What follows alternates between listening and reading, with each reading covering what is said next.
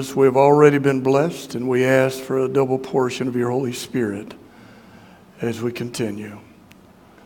Lord, speak to our hearts in such a way that our families will not be the same. Make them like a little bit of heaven. Amen. Dr. J. Contractor that had sort of gone bust. He'd lost his fortune. And so the philanthropist asked him, I want you to build a home. Here's the plans. And here's the money, and I figured your profit in. So you buy the materials, you work on, as far as the construction, it's all up to you. Just let me know when it's all over. And so the contractor that had lost his fortune thought in his mind, well, this is a grand opportunity for me to collect some of the fortune that's missing. And so as he started the construction project, he went for the cheapest materials he could find. And shoddy workmanship was fine if it was cheap. And so when the construction project was all over, he came to the philanthropist and he said, okay, here's your home. The philanthropist said, okay, it isn't my home. It's your home. And you're free to live in this home as long as you live. The contractor began to realize he thought he was cheating the man that had commissioned him to build the home, but in reality, because he was not putting in the home what he had been commissioned to put into the home, he was actually cheating himself. Sermon title says, Love at Home. Could it be that could be our reality today? Perhaps if our homes are a cruel and heartless place, maybe we've failed in our duty. I believe God would like to have a word with us today about our homes. And men, I'll be addressing you often. Ladies, I encourage you to listen in. This is for all of us, but the men are the leaders in the home, are they not? Head of household. I will be given heaven's example of heaven on earth. This shows us how it can truly be accomplished. Ephesians chapter 5, verse 25 through 28.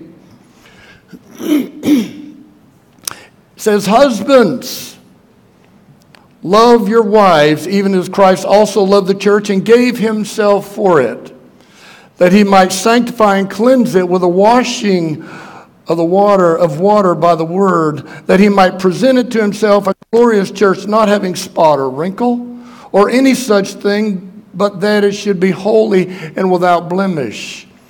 So ought men to love their wives as their own bodies.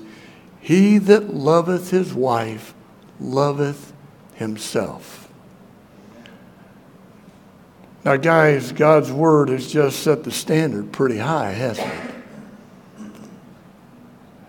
But I believe if God sets the standard high, if God commissions his people to do something, that he will also give us the strength, the power, and the miraculous change in our lives that we might fulfill that commission. Would your wife, gentlemen, would my wife say, my husband loves me, even as Christ loved the church and gave himself for it? I had a friend one time, his name was Sam Moss. He said something that has resonated. This was his wife, a better compliment. What he said was, I am my wife's number one priority. Now, it would have been fine if Hazel, his wife, had said that, but Sam is saying, not even in her presence, I am my wife's number one priority. Oh, that if our spouse could say such a thing about each of us. Romans chapter 12, verse 9 and 10, we see the how-to in making this a reality in our homes. It's a bit of an admonition, probably my favorite text when I do marriage counseling with couples. Beautiful words, and I believe this is key to happy homes. This is key to the model that God would have for our homes today. Romans chapter 12, verse 9 and 10. Let love be without dissimulation. Excuse me. Abhor that which is evil, cleave to that which is good, be kindly affectioned one to one another.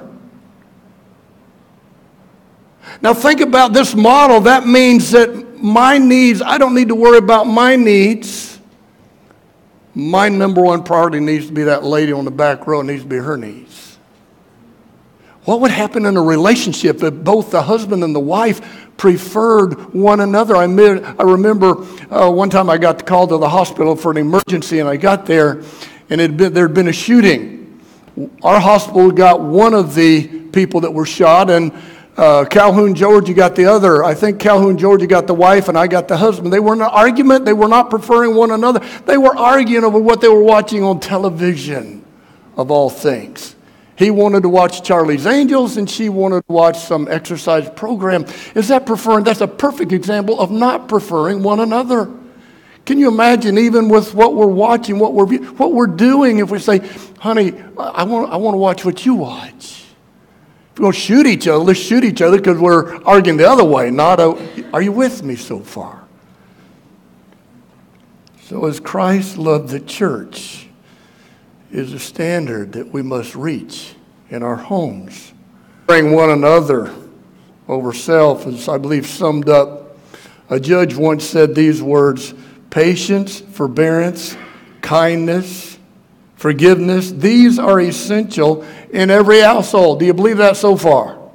Notice how this essential can become a reality right here in the Franklin Church family. He continues by saying, and they can come only through much prayer and supplication at the throne of grace.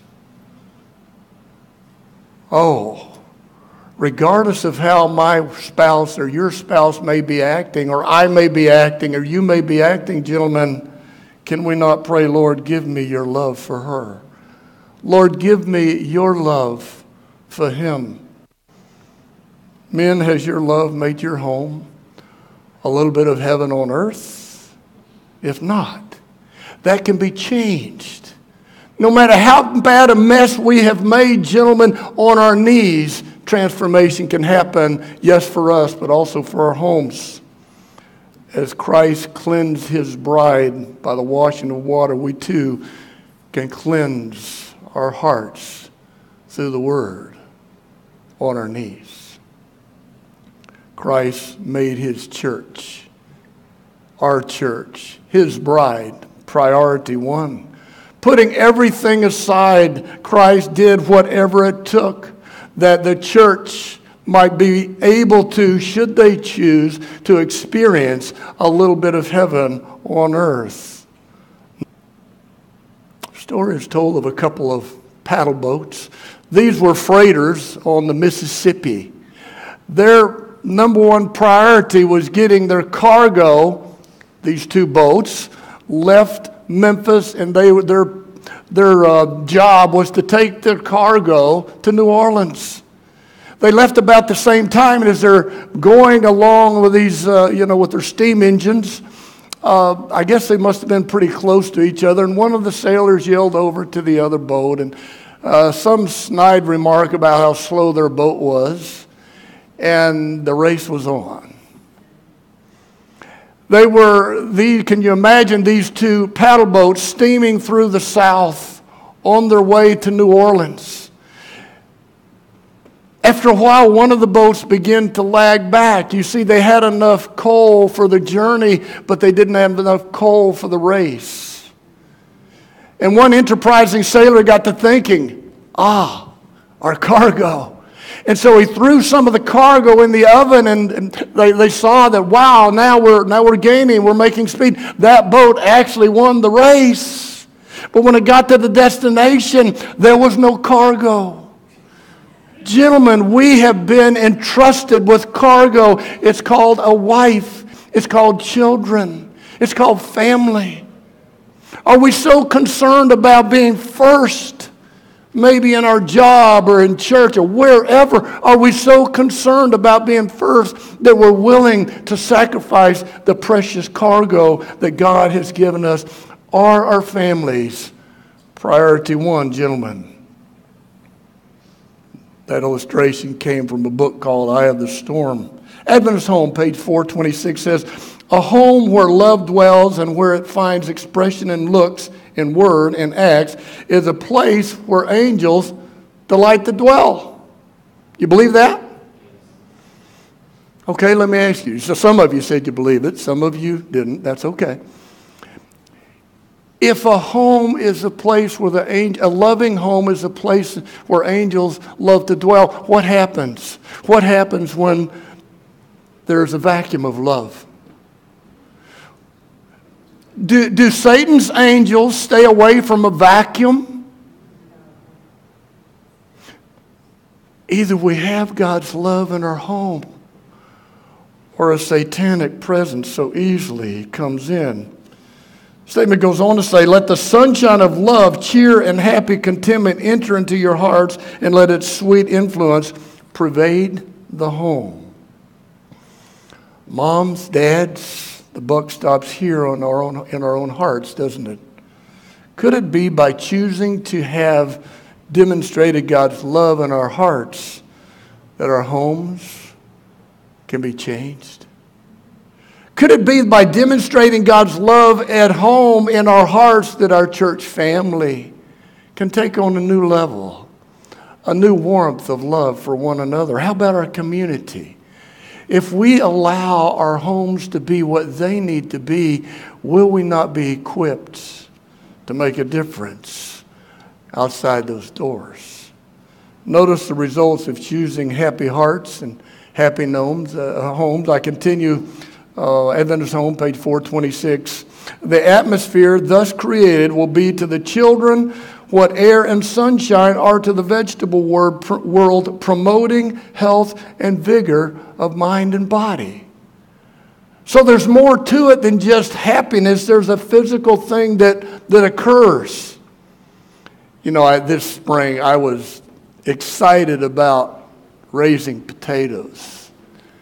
Something I could raise over in Murphy, and I didn't have to worry about watching it all that close. You dig potatoes one time and you're done. So I planted 50 pounds, approximately 50 pounds of seed potatoes. I'm planning on a big crop, okay? I have a root cellar. I was prepared.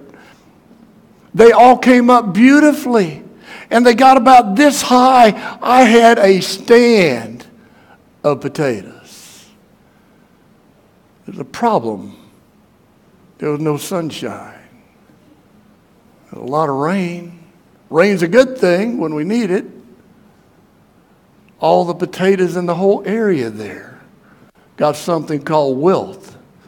They wilted away and died.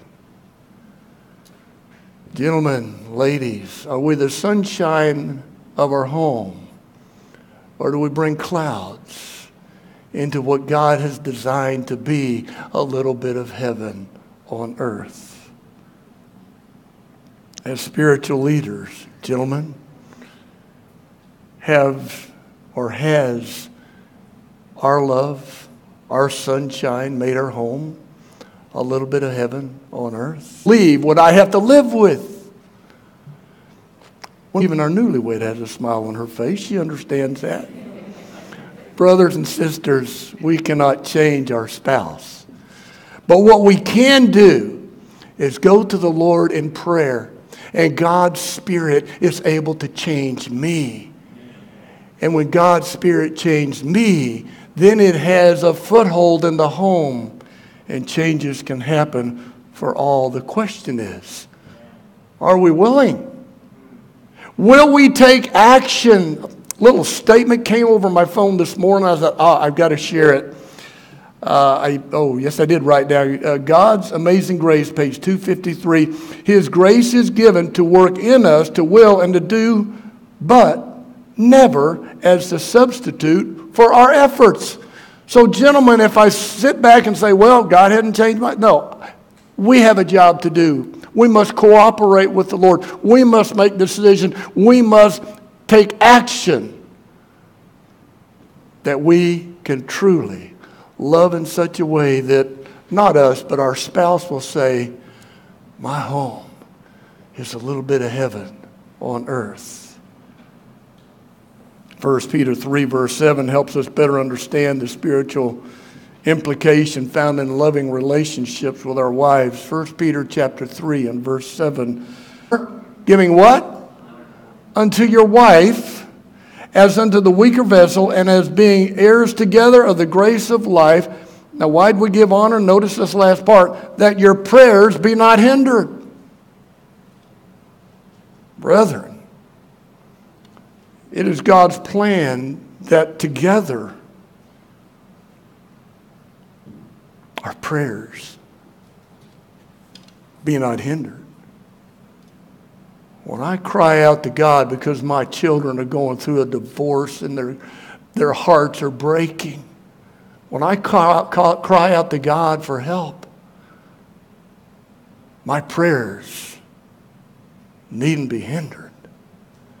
When we find out we have a terminal disease and we cry out to the Lord, folks, our prayers cannot be hindered. Men, we must honor our spouse. There's great benefit, spiritual, for each of us. You see, love demonstrated in the home has eternal consequences. Charles Spurgeon once said, home becomes a palace when the daughters are maids of honor and the sons are noble in spirit. Then the father is a king and the mother a queen, and royal residents are more than undone. Notice this last part. A city built up of such dwellings is a city of palaces, and a state composed of such cities is a republic of princes. Oh, my friends, today, could it be said a home filled with such love is a dwelling of God's remnant children, both today and throughout eternity? Eternity seems a long ways away, doesn't it? You mean, Pastor, I'm putting up with what I'm putting up with home, just planning on eternity? What about today? If I choose to love the unlovable spouse as Jesus loves the unlovable church, is there benefit for me? Or do I just wait till eternity finally gets here? Study was done, interesting studies have been done on families and a family life and the difference it makes in one's life here today. Here we go. The evidence is convincing that the better our relationship at home, the more effective we are in our careers, gentlemen. If we're having difficulty with a loved one, that difficulty would be translated into reduced performance on the job. You want to perform on a job well? Love your wife. Spend time with her. In studying millionaires in America, a U.S. News and World Report came up with some interesting statistics. Said a picture of the typical millionaire is an individual who has worked 8 to 10 hours a day for 30 years and is still married to his high school or college sweetheart. A New York executive search firm says this in a study of 1,365 corporate vice presidents. They discovered that 87% were still married to their one and only spouse, and 92% were raised in two-parent families. The evidence is there, my brothers and sisters. Our homes are important, both for today and for eternity. Strengthen your family, and you've increased or enhanced your opportunity for success. To strengthen my ties with my family after studying for this message, I believe to strengthen my ties with my family will strengthen my ties with heaven. I have a little confession to make. This isn't in my notes, and this is to all of you. My anniversary was last Friday, not this yesterday, but a week ago. I did something I've never done in my whole ministry. I took the whole day off with my wife. Man, it felt good. Even went shopping and it felt good. I want to encourage you. If we get our priorities straight, we soon find that it's not a sacrifice, but it's a blessing that God has in store for us. Another study I can't help but bring to you. This was done by Earl Wilson. He said, an exhaustive study shows that no man has ever been shot by his wife while doing the dishes. Isn't that a beautiful thought? Perhaps no man's ever been shot by his wife by saying, here, let me take you out to dinner. I don't believe a man's ever been shot by his wife by having a candlelight dinner on the table when she comes home. It is one thing to demonstrate I love you in the home, and that's very important. That's what we're talking about. But this demonstration at home is the much necessary component to demonstrate our love as brothers and sisters to each other. If I can't demonstrate it at home, I cannot demonstrate it to my brothers and sisters, nor can I demonstrate my love to the God I serve. The solution to church unity begins, and I think Raj covered this in his prayer well, begins with a home.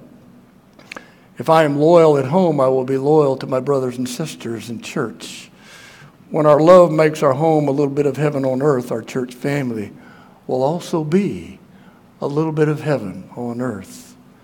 When we show Jesus' love at home, we are equipped by Jesus Christ to show his love to our community. My friends, men in particular, but it goes for all of us. No matter how horrific our past may have been, maybe it wasn't ideal. Maybe we've made a mess of our relationships at home. But we have a God of miracles, a God that can transform the very worst home to a little bit of heaven on earth. The Lord is able to create anew the ideal that you, gentlemen and ladies, had on your wedding day. You remember back when? God can do the same as we surrender our lives. There was a pastor that reported the story in Manchester, England. On a regular basis, a lady in his church whose husband was not a Christian would besiege him. Pastor, we must pray for my husband. And they would pray fervently. And it would seem as if her husband was almost ready to give her heart to the Lord. And then Mary would lose her temper at home. Throw things, screaming fit, if you will. And her husband, John, said, Mary, if that's what God is like, I don't want any part of him.